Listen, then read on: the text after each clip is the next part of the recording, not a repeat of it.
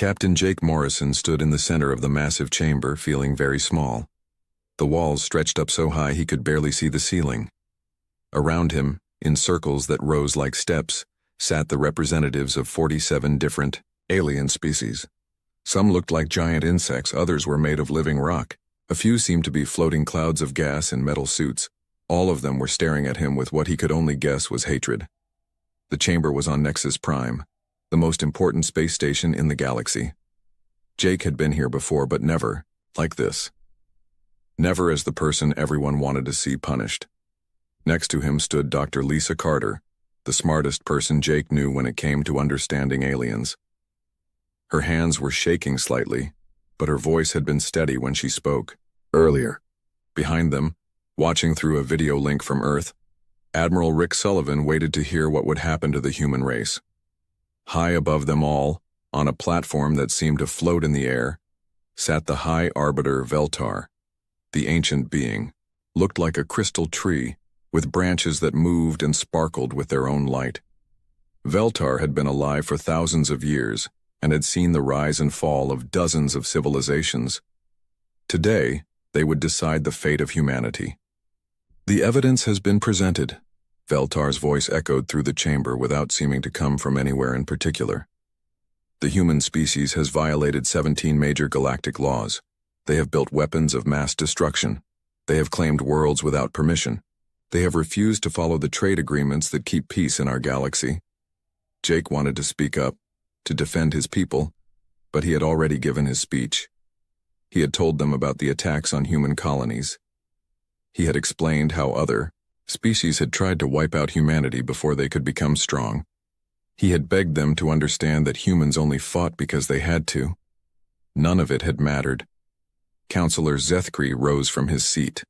The alien looked like a giant fish that had learned to walk on land, with wet skin that gleamed under the chamber's lights. When he spoke, his voice bubbled like water. "The humans are a disease," Zethkri said. "They spread from world to world, taking what they want. They breed too fast, they fight too much, they will not be controlled." Other voices joined in. A creature that looked like a walking tree talked about human pollution. A being made of pure energy complained about human mining operations. One by one, they listed every crime humanity had ever committed.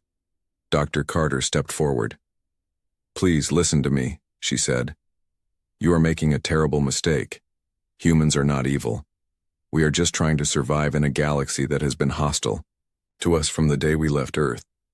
Every action you call a crime was a response to an attack on our people. Survival," hissed a snake-like alien from the upper levels. "Always they speak of survival. But they do not just survive.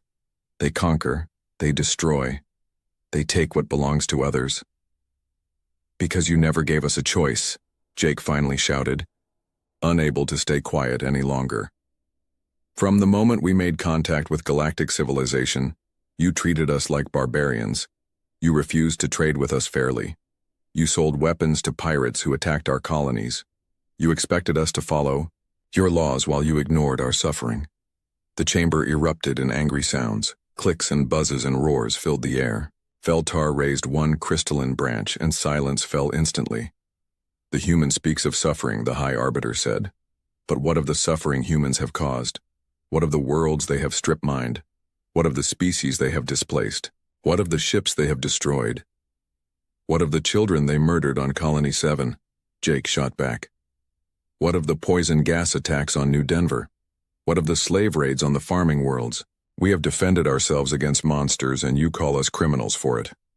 Dr. Carter put a hand on Jake's arm, trying to calm him down.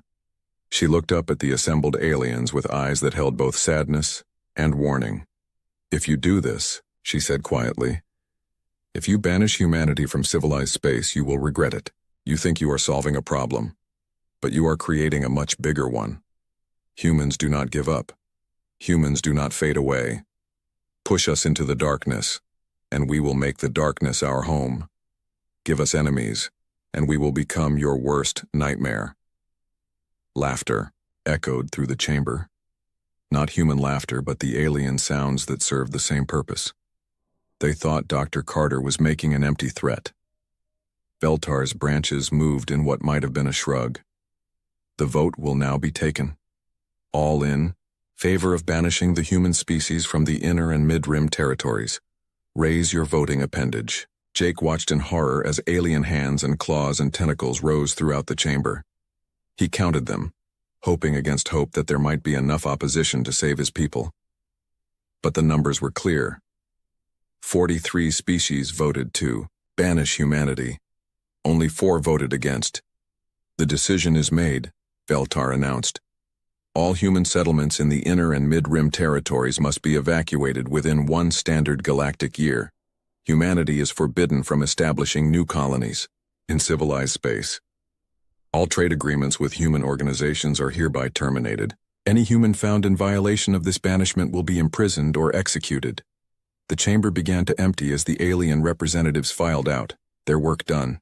Most of them seemed pleased with themselves. A few looked worried, but not enough to change anything.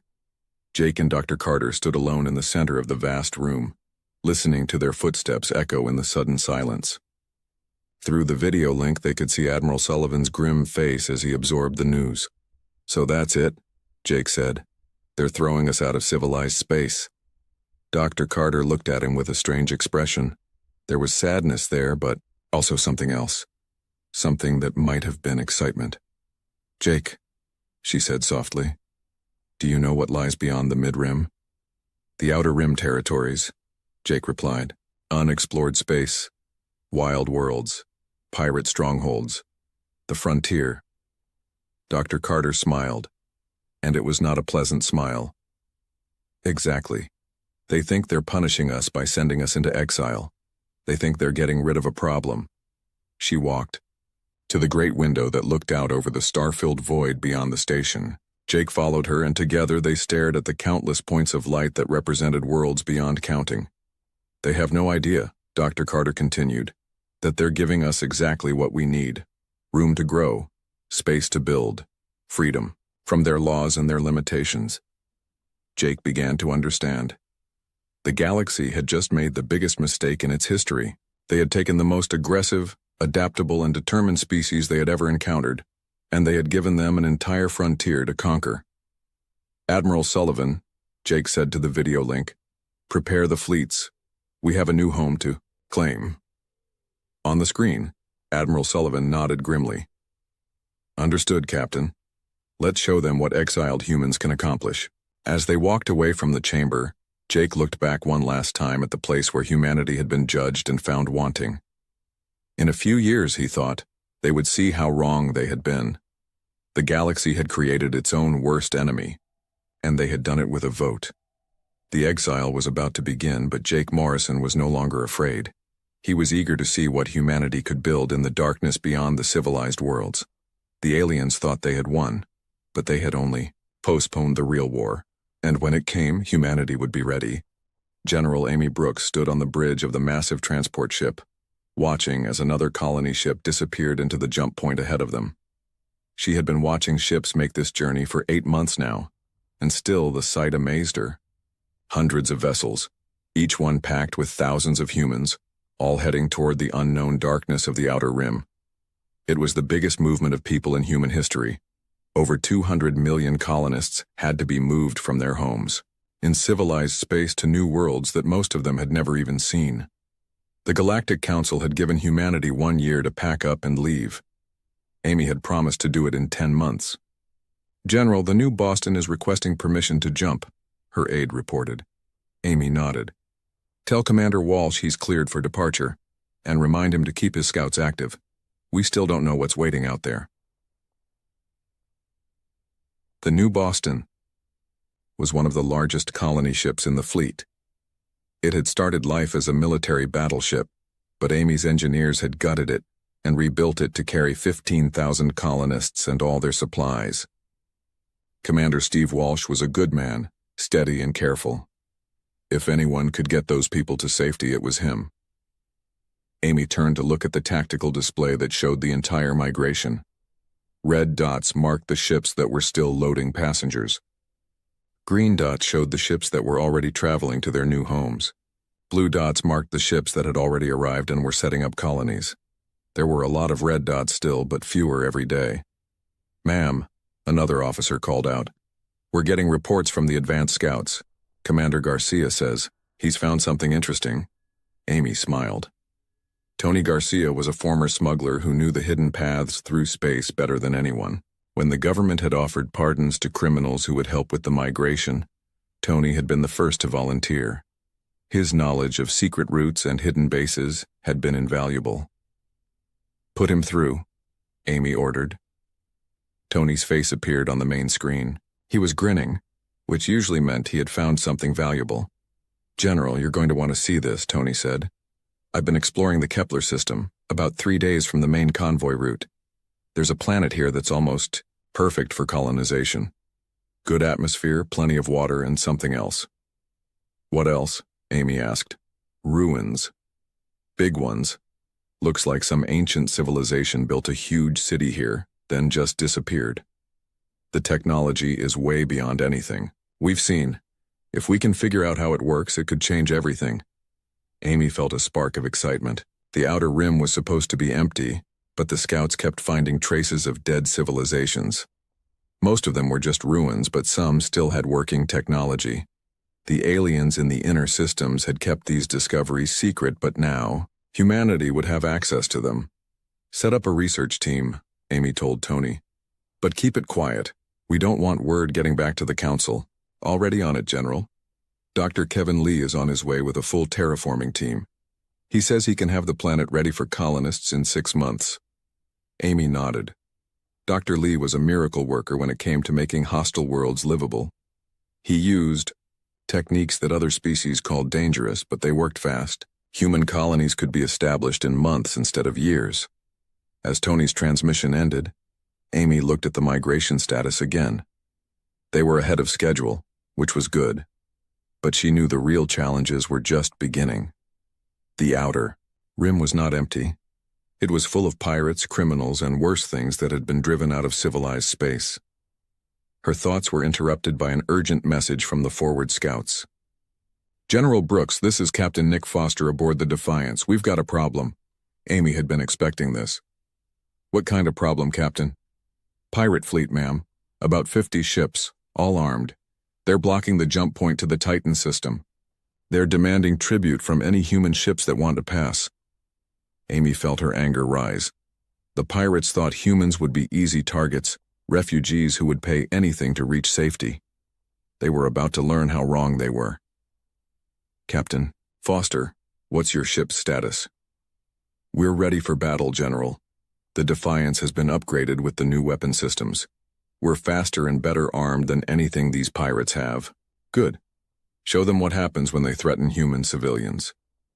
The battle was over in less than an hour. Captain Foster's ship, along with 3 other military escorts, destroyed the pirate fleet completely. Word spread quickly through the criminal networks of the Outer Rim. Humans were not prey, but Amy knew this was just the beginning. As more human colonies were established, there would be more attacks. The pirates and criminals of the Outer Rim would see the growing human presence as a threat to their territory. That was fine with her.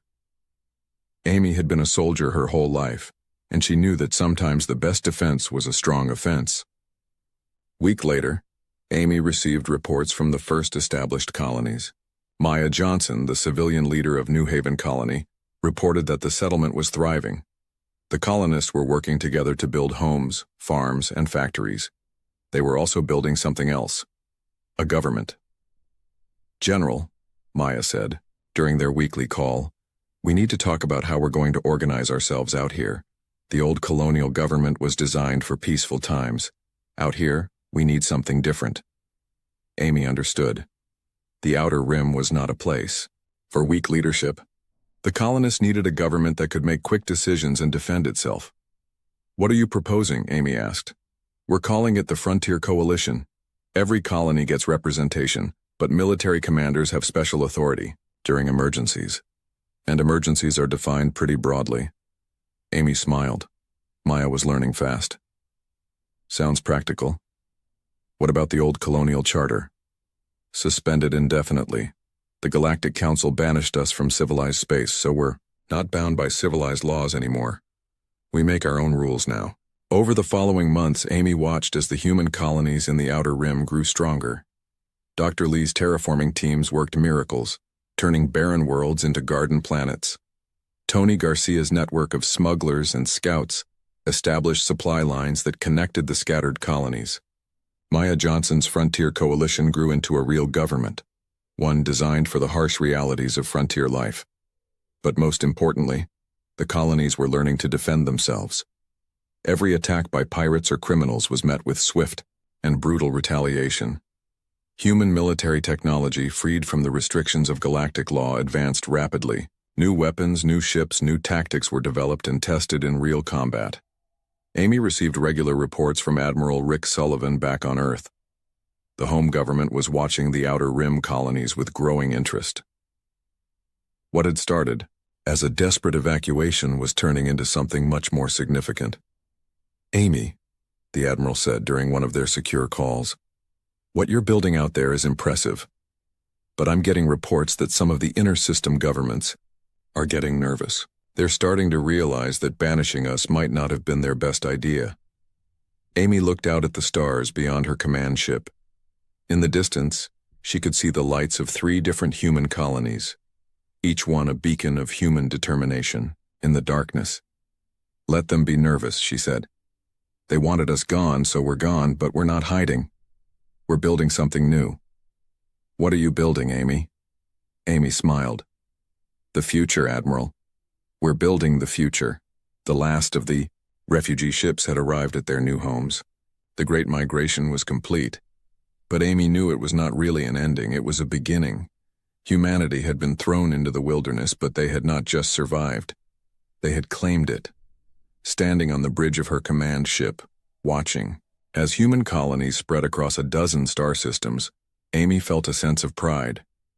The Galactic Council had tried to destroy humanity by banishing them. Instead, they had given humans exactly what they needed: space to grow, freedom to innovate, and enemies to unite against. The exile was over. The real work was just beginning. Admiral Jack Miller stood on the command deck of the battleship Freedom, watching as his fleet moved into attack formation. Below them, the pirate stronghold of Black Rock Station hung in space like a metal spider. For 3 years, the pirates had used this base to launch attacks on human colonies. Today that would end. "Admiral, all ships report ready," his communications officer announced. Jack nodded. "Begin the attack. Show them no mercy." The human fleet opened fire with weapons that the pirates had never seen before. Beams of pure energy cut through the station's shields like they were made of paper. Missiles that could think for themselves hunted down fleeing pirate ships. In less than 20 minutes, Black Rock Station was nothing but floating debris. Jack felt no satisfaction from the victory. It was just another job that needed doing. 5 years of constant warfare had taught him that the only way to keep human colonies safe was to make their enemies afraid to attack them. The Outer Rim had changed him. It had changed all of them. When the exile had begun, Jack had been a simple fleet commander following orders and fighting by the rules. But the Outer Rim had no rules except the ones that humans made. Out here, survival was more important than mercy. "Sir," his tactical officer called out, "we're receiving a transmission from Colonel Turner's ground forces. Operation Iron Fist was successful. The pirate base on Reaper's Moon has been destroyed." Jack smiled grimly. Colonel Beth Turner was the most feared human in the Outer Rim, and that was saying something. Her special forces had eliminated more pirate leaders than anyone could count. The criminals who survived her attacks told stories that kept other pirates awake at night. Jack had seen the reports from her latest mission. Turner and her soldiers had landed on Reaper's Moon, fought their way through an army of pirates, and destroyed their main base. They had done it in less than 6 hours, and they had taken no prisoners. That was the new human way. Fast, brutal, and effective. "Admiral," his science officer interrupted, "Dr. Helen Ross is requesting permission to board. She says she has something important to show you." Dr. Ross was the expedition's chief archaeologist. She spent most of her time exploring the ruins of dead civilizations that were scattered throughout the Outer Rim. Most of what she found was just interesting, but sometimes she discovered things that changed everything. When Dr. Ross arrived, on the bridge she was carrying a small device that hummed with energy. Her eyes were bright with excitement. "Admiral, you need to see what we found on Kepler-7, she said. "It's not just ruins. It's a complete manufacturing facility and it still works." Jack raised an eyebrow. "What kind of manufacturing?" "Everything. Ships, weapons, computers, terraforming equipment. The facility can build anything we need, and it can do it faster and better than our own factories. It's been waiting for someone to turn it back on for thousands of years." Jack stared at the device in her hands. If Dr. Ross was right, humanity had just gained a massive advantage over everyone else in the galaxy. They would no longer have to rely on captured alien technology or improvised weapons. They could build their own equipment, designed specifically for human needs. "How long to get it fully operational?" he asked. "Engineer Ray Chen thinks he can have it running at full capacity in 3 months. He's already started reverse engineering the control systems." Ray Chen was the best engineer in the human fleet. If anyone could make ancient alien technology work for humanity, it was him. Jack had seen Ray's work before. The man could build miracles out of scrap metal. "Do it," Jack ordered, "and keep it secret. If word gets out, every pirate and criminal in the Outer Rim will try to take it from us." Over the following months, Jack watched as humanity's capabilities expanded beyond anything he had imagined. The ancient manufacturing facility began producing ships that were faster and more powerful than anything in the galaxy. Ray Chen's new designs combined human innovation with alien technology in ways that no one had thought possible. Captain Nick Foster commanded one of the first ships to come out of the facility. The new vessel, which he had named the Vengeance, was twice as fast as the old human ships and carried weapons that could destroy a pirate cruiser with a single shot. "Admiral," Foster reported after his first combat mission, "this ship is incredible. We engaged a pirate fleet of 20 vessels and destroyed them all without taking any damage. The pirates didn't even have time to send a distress signal." Jack was pleased but not surprised. Human engineers had always been good at building weapons. Now they had access to technology that was thousands of years more advanced than anything the galaxy had seen. The word spread quickly through the criminal networks of the Outer Rim. Human ships were becoming unstoppable. Human soldiers were becoming legends of terror. Human colonies were becoming fortresses that no one dared to attack. But Jack knew that the real test was still to come. The Galactic Council had been watching humanity's expansion with growing alarm. Soon they would have to decide whether to accept human independence or try to crush it before it became too powerful. Jack hoped they would choose war. 5 years in the Outer Rim had made humanity strong, but they needed a real enemy to reach their full potential. The pirates and criminals had been good practice, but the galaxy's major powers would be a much greater challenge. Colonel Turner arrived at his flagship a week later, fresh from another successful campaign.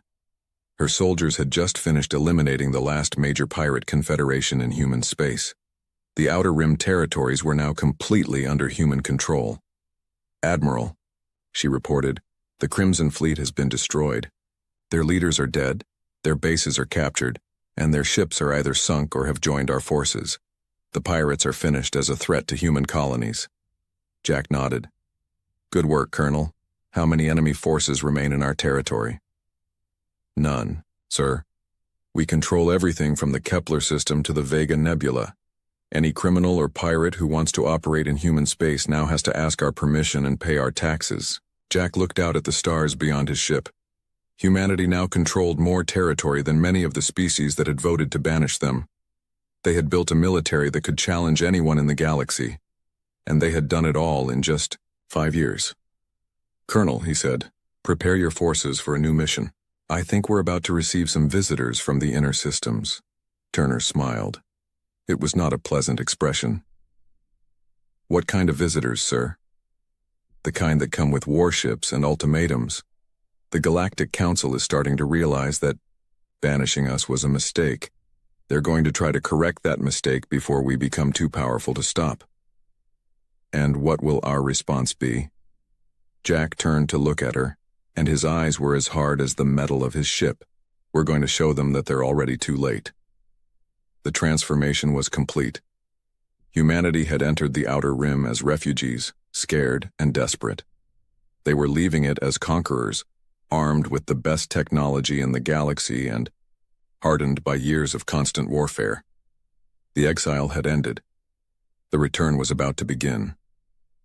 Fleet Admiral Dan Cooper stood on the bridge of the massive battleship Retribution, watching as his invasion fleet dropped out of hyperspace at the edge of the Centauri system. 150 human warships spread out in perfect formation, their weapons already charging for battle. Centauri had been a human colony once before the exile. Now it was controlled by a species called the Kelthani, who had claimed it after the humans were forced to leave. Today, Dan was here to take it back. "Admiral," his communications officer reported, "the Kelthani defense fleet is moving to intercept us. 30 ships, older designs." Dan smiled coldly.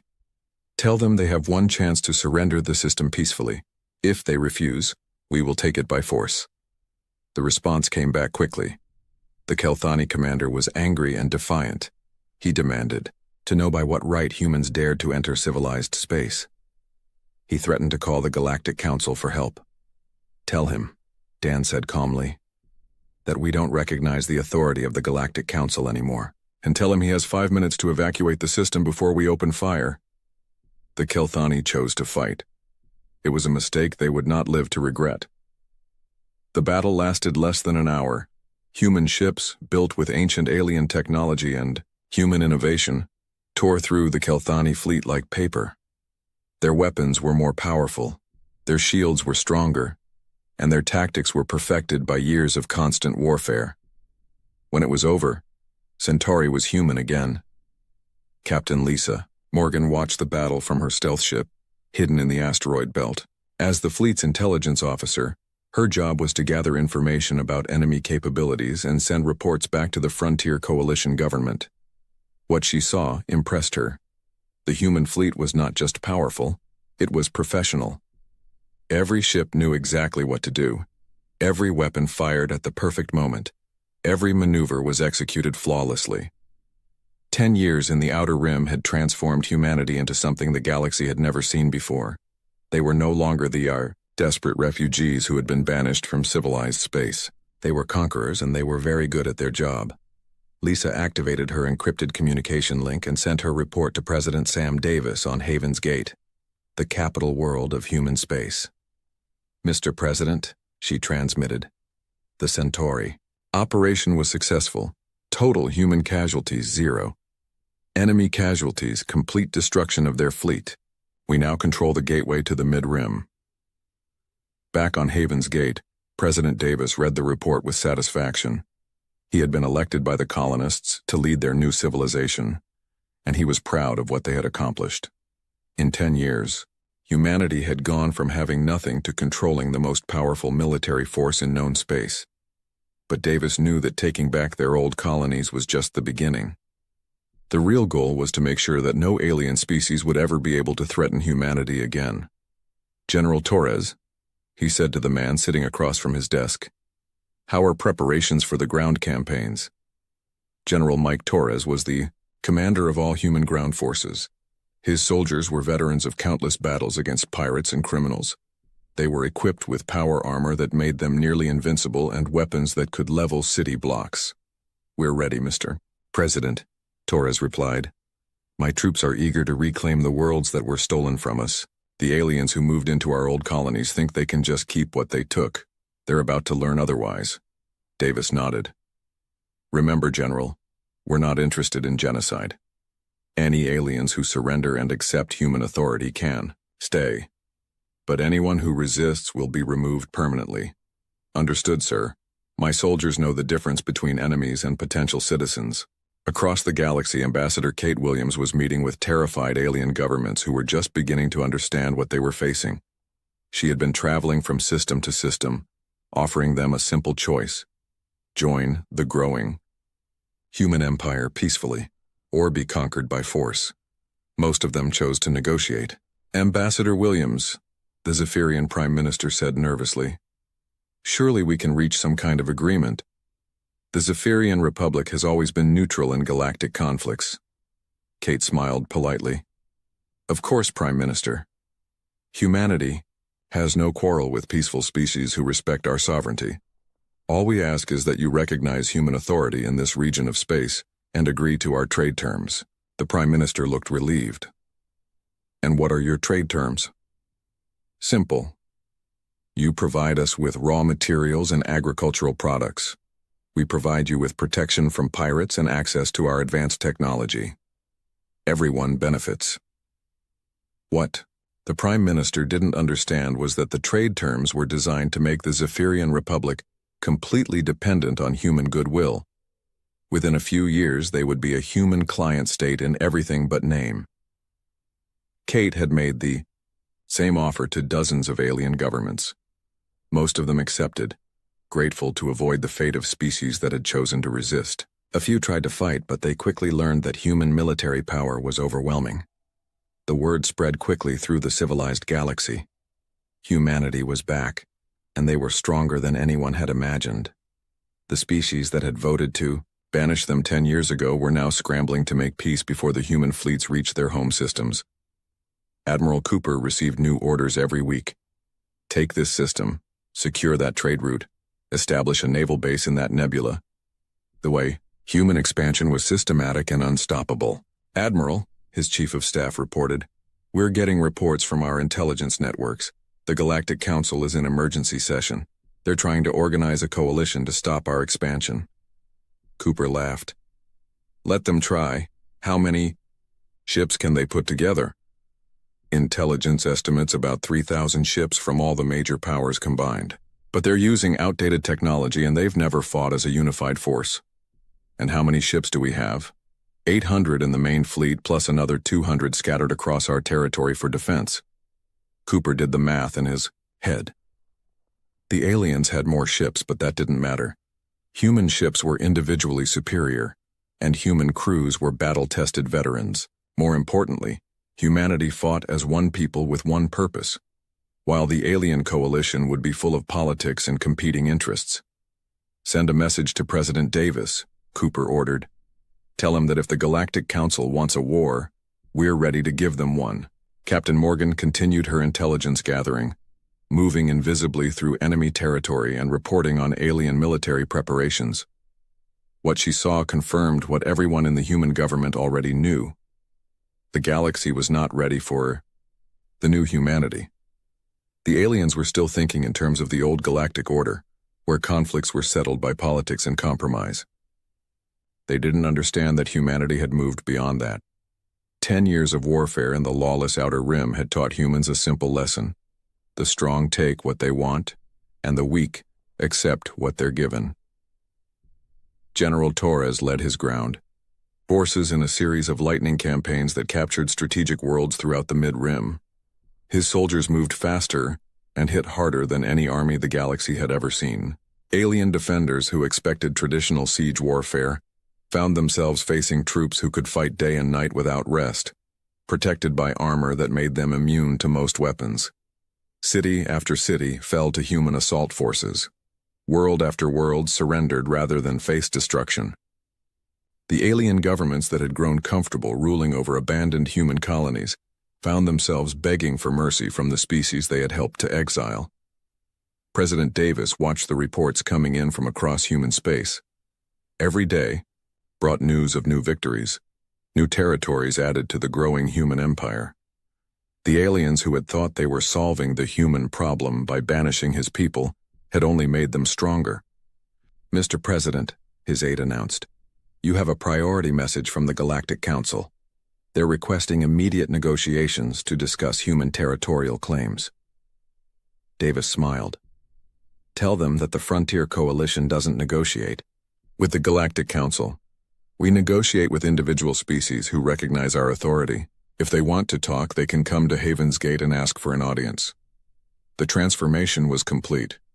Humanity had returned to civilized space, but they had not returned as the same species that had been banished 10 years ago. They had returned as conquerors, masters of their own destiny, and they would never again bow to alien authority. The exile was over. The age of human dominance had begun. Supreme Admiral Chris Allen stood on the command deck of the colossal battleship Dominion, watching as the largest fleet in galactic history prepared for the final battle. Behind him stretched 2,000 human warships, each one a masterpiece of technology and destruction. Ahead of them, defending the capital world of Nexus Prime, waited the combined forces of the Galactic Council. It had taken 15 years, but humanity had finally come home. Admiral, his communications officer reported, Chancellor Stone is requesting a final status report before the attack begins. Chris smiled. Chancellor Emma Stone had led humanity through its greatest transformation. Under her leadership, the scattered colonies of the Outer Rim had become the Terran Dominion, the most powerful empire the galaxy had ever seen. Tell the Chancellor that all fleets are in position. The enemy has approximately 4,000 ships, but they're using technology that's decades behind ours. This will be a massacre, not a battle. The truth was exactly that simple. 15 years of constant warfare and technological advancement had made human ships superior to anything else in space. The aliens had spent those same years living in peace, letting their military capabilities decay while they argued about politics. Dr. Alex Parker watched the preparations from his laboratory ship at the rear of the fleet. He had spent the last 5 years perfecting humanity's ultimate weapon, the terraform device. It could reshape entire worlds in a matter of days, turning hostile planets into perfect human colonies. But today, Dr. Parker was more interested in the weapon's other capability. The same technology that could create worlds could also destroy them. If the Galactic Council refused to surrender, he was prepared to demonstrate what happened to species that opposed humanity. Dr. Parker, his assistant, called out, "The device is fully charged and ready for deployment. Target coordinates are locked on Nexus Prime." Alex nodded grimly. He hoped they wouldn't need to use it. Destroying the galactic capital would send a message that could never be taken back. But if the aliens forced humanity's hand, Alex was ready to pull the trigger. Fleet Captain Joe Martinez commanded the lead assault group as they approached the enemy defensive line. His ships were the newest and most advanced in the human fleet, built in the massive shipyards that now covered dozens of worlds in human space. "All ships, this is Captain Martinez," he announced over the fleet communications. "Remember what we're fighting for. These aliens tried to destroy us by sending us into exile. Instead, they made us stronger than they ever imagined. Today, we show them the price of their mistake." The battle began when the alien fleet opened fire at maximum range. Their weapons were powerful, but they moved slowly and could be easily avoided by human ships. The humans waited until they were close enough to guarantee perfect accuracy, then returned fire. The difference was shocking.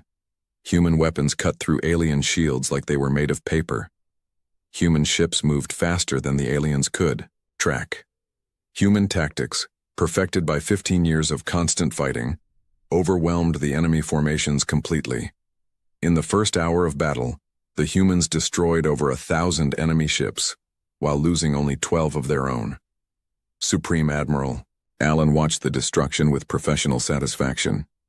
The aliens had gathered every ship they could find, calling in favors from species that had never fought together before. Their fleet was impressive in size, but it was a collection of individual forces rather than a unified military. Humanity, by contrast, fought as one people with one purpose. Every ship knew exactly what to do. Every captain trusted the others completely. Every weapon fired at the perfect moment. "Admiral," his tactical officer reported, "enemy resistance is collapsing. Their command ships are requesting permission to surrender." "Denied," Allen replied coldly. "Continue the attack until they are all destroyed, or they surrender unconditionally." The message was clear. Humanity would accept nothing less than total victory. Chancellor Stone received updates on the battle from her command center on Haven's Gate. Each report brought news of another enemy fleet destroyed, another alien stronghold captured. The species that had voted to banish humanity 15 years ago were being systematically crushed by the empire they had created. "Chancellor," her aide announced, We're receiving a priority transmission from High Arbiter Veltar on Nexus Prime. The Galactic Council is requesting immediate negotiations. Emma smiled coldly. Tell the High Arbiter that the Terran Dominion doesn't negotiate with criminal organizations. If the Council wants to discuss surrender terms, they can do so after their fleet is destroyed. The battle for Nexus Prime lasted 3 days. When it was over, the combined galactic fleet had been completely annihilated. Human ships now surrounded the capital world of the old galactic government, their weapons trained on the planet's surface. Ambassador Paul Green, humanity's final envoy to the Galactic Council, walked through the halls of the Great Assembly Building, where Jake Morrison had been condemned 15 years earlier. The chamber that had once held representatives of 47 species now contained only a handful of survivors. High Arbiter Veltar still sat on the floating platform, but the ancient being's crystalline branches were dim and lifeless. Around the chamber, the few remaining alien delegates sat in stunned silence. Honored delegates, Paul began, his voice echoing in the nearly empty space. I bring greetings from Chancellor Stone and the Terran Dominion. 15 years ago, you voted to banish humanity from civilized space. You believed you were solving a problem. He paused, looking around at the faces of the beings who had sealed their own fate with that vote. You were wrong. You didn't solve a problem. You created your worst nightmare. You took a species that only wanted to live in peace and you forced us to become conquerors. You gave us the time and space we needed to grow strong. You united us against a common enemy. You taught us that the only law in this galaxy is the law of strength. Veltar's voice was barely a whisper. What do you want from us? Paul's smile was not pleasant. We want what we've always wanted: recognition, respect, and security for our people. The difference is that now, we have the power to take these things whether you give them to us or not. He gestured toward the window where human warships could be seen patrolling the space around Nexus Prime. The Galactic Council is dissolved. Any species that wishes to continue existing will apply for membership in the Terran Dominion. Those who are accepted will enjoy human protection and access to human technology. Those who are rejected will be relocated to worlds outside human space. And if we refuse? Asked one of the surviving delegates. Paul shrugged. Then Dr. Parker will demonstrate his terraform device on your homeworld. We can turn any planet into a perfect human colony in less than a week. We prefer to do this to empty worlds, but we're prepared to work with occupied ones if necessary. The threat was clear. Submit or die. One by one, the surviving alien governments agreed to join the Terran Dominion. They had no choice. Humanity now controlled the most powerful military in the galaxy, the most advanced technology, and the best defended territory. Chancellor Stone stood in her office overlooking the city that now covered most of Nexus Prime's surface. Human architecture had replaced the old alien buildings. Human ships filled the space docks. Human flags flew from every government building. The exile was over. Humanity had not just returned to civilized space, they had conquered it completely. Chancellor, her aide announced, the deep space exploration fleets are ready to depart. Captain Williams reports that the new galaxy scans show several promising systems beyond our current borders. Emma nodded. Humanity had outgrown this galaxy. There were other worlds to claim, other species to encounter, other challenges to overcome. Tell Captain Williams to begin the expansion. It's time to see what lies beyond the edge of known space. She looked out at the stars one last time, remembering the scared refugees who had fled into the darkness 15 years ago. Those people were gone now, replaced by the masters of a galactic empire. The aliens had tried to destroy humanity by banishing them,